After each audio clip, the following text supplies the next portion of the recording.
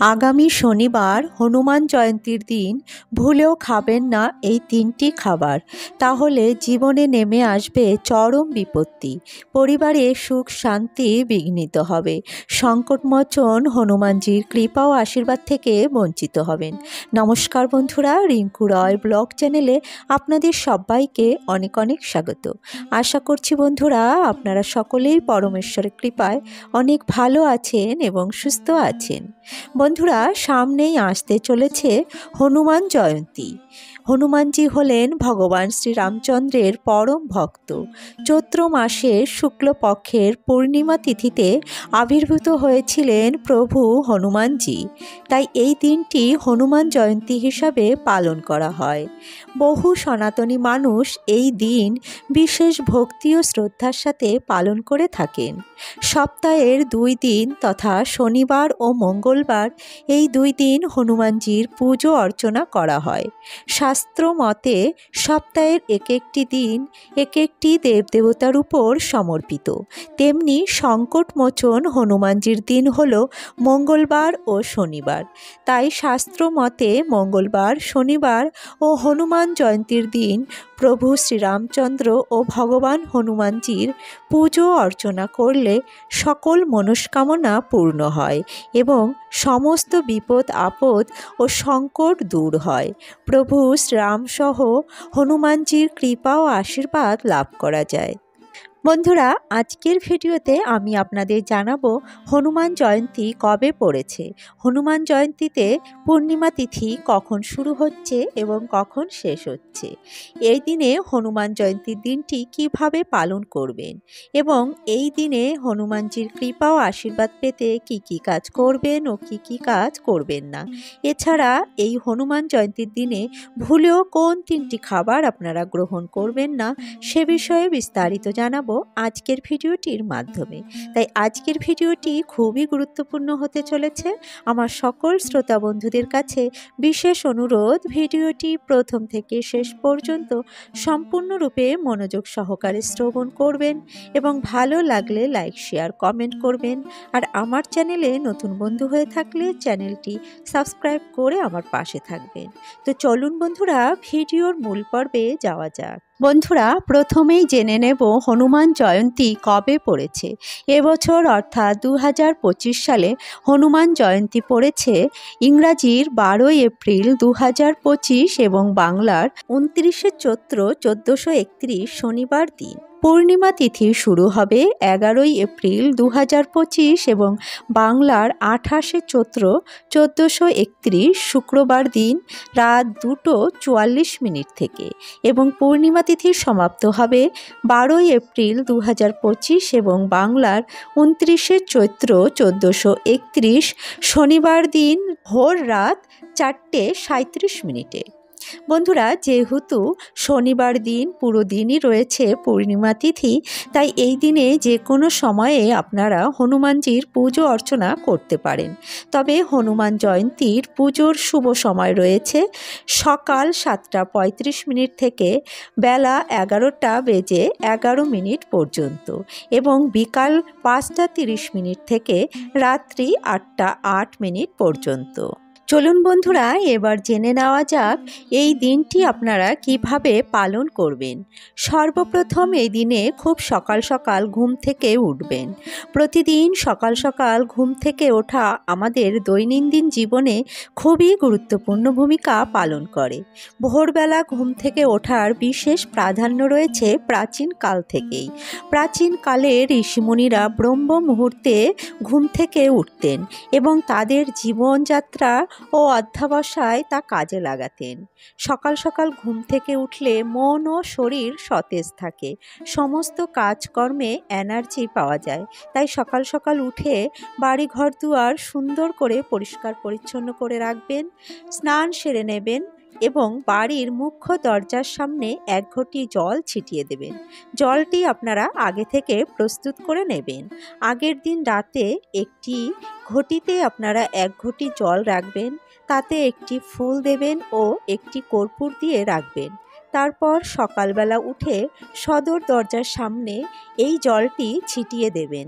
এতে বাড়ির নেগেটিভ শক্তি দূর হয় এবং মা লক্ষ্মী অত্যন্ত প্রসন্ন হন। এর ফলে বাড়িতে অর্থ উন্নতির পথ প্রশস্ত হয়। এই কাজটি আপনারা প্রতিদিনই করতে পারেন, তবে আমাদের কর্মব্যস্ততার ফলে প্রতিদিন সম্ভব না হলে আপনারা এই পূর্ণ তিথিতে এই কাজটি করতে পারেন। এদিনে সম্ভব হলে অবশ্যই গঙ্গা স্নান করবেন এবং বাড়িতে শ্রীরাম অথবা ভগবান শ্রীহরি বিষ্ণু ও মা লক্ষ্মী ও হনুমানজির পুজো অর্চনা করবেন। হনুমানজির পুজো করার জন্য হনুমানজির একটি চিত্রপট নেবেন, একটি জল চৌকি পেতে নেবেন, তাতে লাল কাপড় অথবা লাল আসন পেতে নেবেন। তারপর লাল জবা ফুলের মালা পরিয়ে দেবেন চিত্রপটে, লাল চন্দনের তিলক লাগিয়ে দেবেন। ফুল, তুলসী পাতা, চন্দন সহযোগে হনুমানজির শ্রীচরণে অর্পণ করবেন। পুজো অর্চনা করে নেবেন। ধূপ দ্বীপ প্রদীপ জেলে আরতি করে নেবেন। হনুমানজির ভোগে দেবেন ভিজানো কাঁচা ছোলা, গুড় এবং লাড্ডু। এছাড়া ফলের মধ্যে আপনারা নারকেল এবং কলা অবশ্যই অর্পণ করবেন। একটি ঘিয়ের প্রদীপ প্রজ্বলন করবেন। হনুমানজির কৃপা ও আশীর্বাদ পেতে অবশ্যই একটি ঘিয়ের প্রদীপ প্রজ্বলন করবেন এবং জুঁই ফুলের তেল আপনারা এই তেলের মধ্যে মিশ্রণ করে দেবেন এবং বিশেষ মনস্কামনা পূর্ণ করতে এদিনে অশ্বত্থ গাছের পাতা বা বটের পাতায় লাল চন্দন অথবা সিঁদুর দিয়ে লিখুন জয় শ্রীরাম, জয় হনুমান এবং আপনার মনস্কামনা জানিয়ে হনুমানজির শ্রীচরণে অর্পণ করুন। এতে আপনার সমস্ত মনস্কামনা পূর্ণ হবে, সমস্ত বাধা বিপত্তি দূর হবে। ভগবান শ্রীরাম ও প্রভু হনুমানজির কৃপা ও আশীর্বাদ প্রাপ্ত হবে। বন্ধুরা, চলুন এবার জেনে নেওয়া যাক এই দিনে আপনারা কি কি খাবার ভুলেও গ্রহণ করবেন না। সর্বপ্রথম যে খাবারটির কথা বলবো তা হলো আমিষ জাতীয় খাবার।